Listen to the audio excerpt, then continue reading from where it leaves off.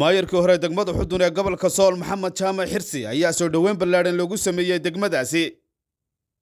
waxaana soo dhaweyntiisa ka qayb galay qaybaha kala duwan ee bulshada sida odayaal dhaqameed aqoon-yahano waxgarad dhalinyaro iyo haween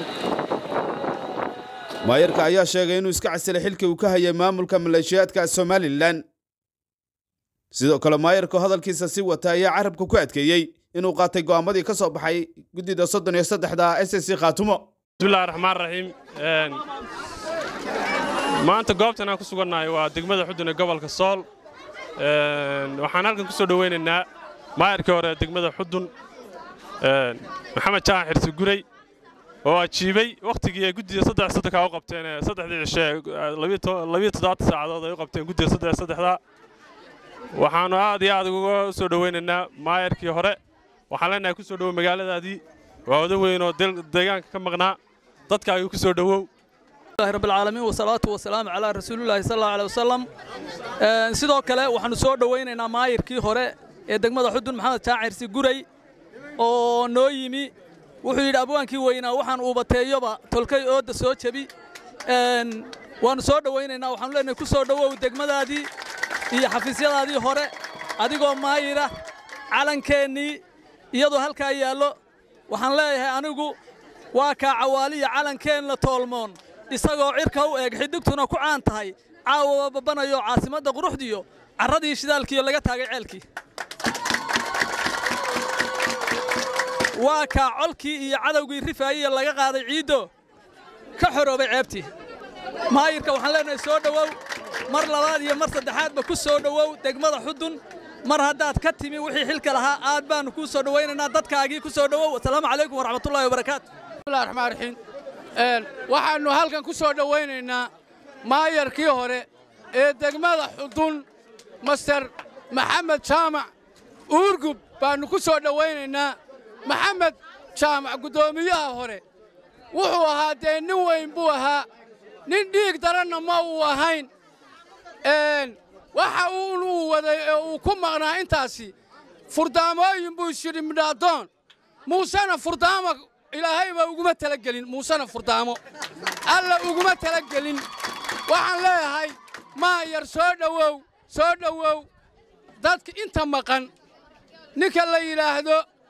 ina hubani iyo ninka la yiraahdo faratoon waxaan leeyahay iradiin coontay baan idin leeyahay kuwa wax idinka sugaana rajo ma leh annaguna idin sugi mayno laakiin waxaan ciilkoodii daynayn laba nin cabdirasaaq xaashi wiilashu igala baxsaday baan ciilkoodii daynayn waxaan leeyahay war la soo noqo awowayaan ku habaarine la soo noqo adna wiilasha la soo noqo halkan anigoo ka faa'iidaysanaya Faysal Cali Waraabe wuxuu yiri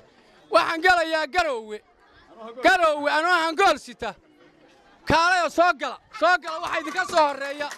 caana idinka soo horeeya waxaan halkan kaga faa'iidaysanayaa oo kale maamul goboleedka Puntland ninkii dhiig isugu yaala waa ku damqanaya ma ninka la yaa Siciidani iyo madaxweyne ku xigeenkiisa gudoomiyaha baarlamaanka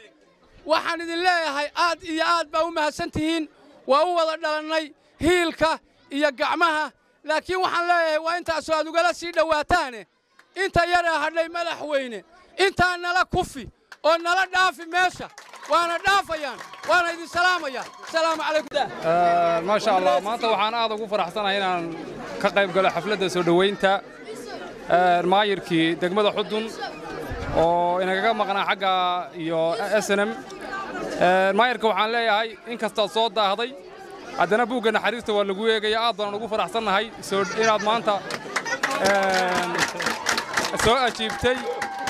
inaad maanta soo ajiibtay go'aankii guddida 33 ay soo saareen ku-xigeenkaagii oo hadda ka hor sidoo kale xudun loogu soo dhoweeyeyna isagana aad baan ugu mahad celinaynaa waa isleeyahay wuxuu ka mid yahay wacyigelinta iyo in dadku ay meesha ka soo dhammaadaan qoob markaa soo dhowow maayir maanta waa maalin weyn oo taariikhi ah waxaanu halkan ku soo dhoweynaynaa maayirkii hore degmada xudun maxamed jaamac xirsi oogli run ahaantii dee waad aragtaanoo war indhaadhaamoo nin walba dadkiisa waxu dhaamaa ma jiraanoo waxa makhraati ka sida diyaarka loogu yahay loo soo dhoweynayo maayir soo dhowow dadkaagii iyo dalkaagii ku soo dhowow waxaan u malaynayaa waa gobo'dii ugu dambaysay ee SNM deegaanka lagaga saari lahaa halgankiina insha allahu tacaala intii ugu dambaysay baad ka qayb qaadanaysaa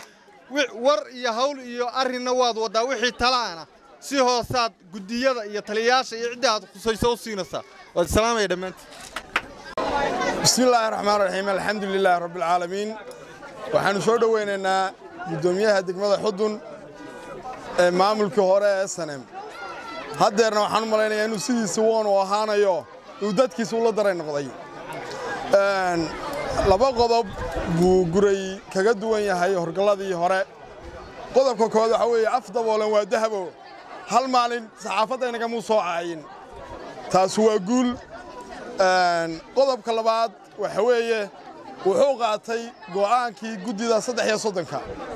oo dheerleenkeedu uu dhacay taasna waxa weeye waa guul labaad waxaan leeyahay dad yar oo fara ku tirisa baa hadhay khudbaddii ka horeysay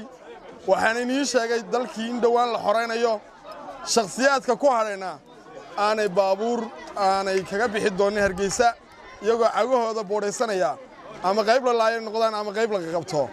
insha Allah waxaan rajaynayaa maalmahan soo socda wixii ku soo qaxay degmadan xudun inay iskaga noqon doonaan iyadoo dalkoodii xor u tahay magaalada Laascaanoodna shaqo fiican ba laga hayaa waxaan leeyahay waynu guuleysanay mar labaad iyo mar saddexaad insha Allah bismillaahi kariim samirka yaan la sugu waayin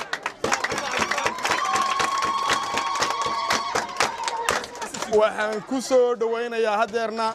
maayarka oo ah nin xogogaala aqoon-yahana wax badan haya raxiim waxay la tahay war indhaadhaama marka hore ilaahay baan u mahadnaqayaa mar labaadkana waxaan u mahadnaqayaa dadka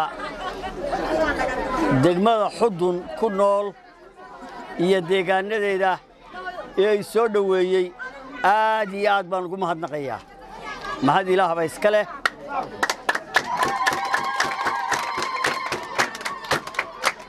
intaa markaan ka gudbo waxa weeye wakhtigu waa wakhti kulul salaadii duhur baa lagu jiraa dadkuna milac buu tuban yahay wixii xoga iyo wixii wara waxay inoo noqonaysaa fadhi wixii aanu hayno ee warara iyo wixii xog ee aanu xagga kala kulannayba fadhi bay inoo noqonaysaa haddii alla idanka uu ka dhigo warar badan baanu haynaa taasina horta iyadu sidaa weeye qodobka labaad warku sidiisaba waa laba qayboodoo qaybdeed waxaa iska leh dadweynaha qaybna waxaa iska leh isimada iyo guddida 33 iyadu waa xogta iyagun baa loo geynayaa wixii dadweynahana diyaar baanu idinku nahay waana kulmaynaa insha Allah waxaan ku soo gabagabaynayaa guulaysta dalka waa u halganteen guulaysta wixii Soomaaliland naga dhaxeeyay ee shaqada waa cirka u tuur محمد محمود عويل كوته دقمة حدنا قبل كسول